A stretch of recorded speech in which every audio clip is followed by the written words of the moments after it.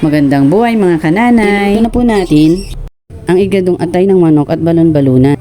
Yan na nga mga kananay, hinanda ko ang mga gagamitin kong sangkap.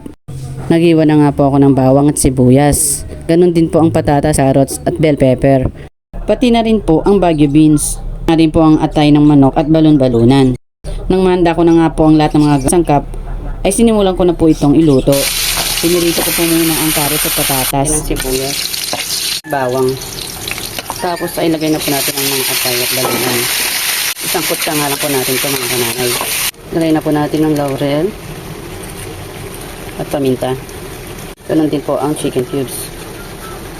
Lagay na rin po natin itong oyster sauce at konting toyo. Lagay na nga rin po natin ang mga gulay.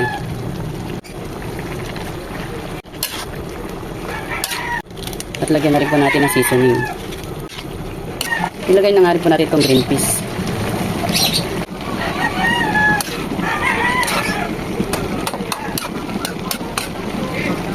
Pwede na nga po ito mga kananay. Luto na po ang ating igadong atay at balunan ng manok. Kain na po tayo mga kananay. Hanggang sa muli, salamat po sa inyong panonood. God bless po sa ating lahat.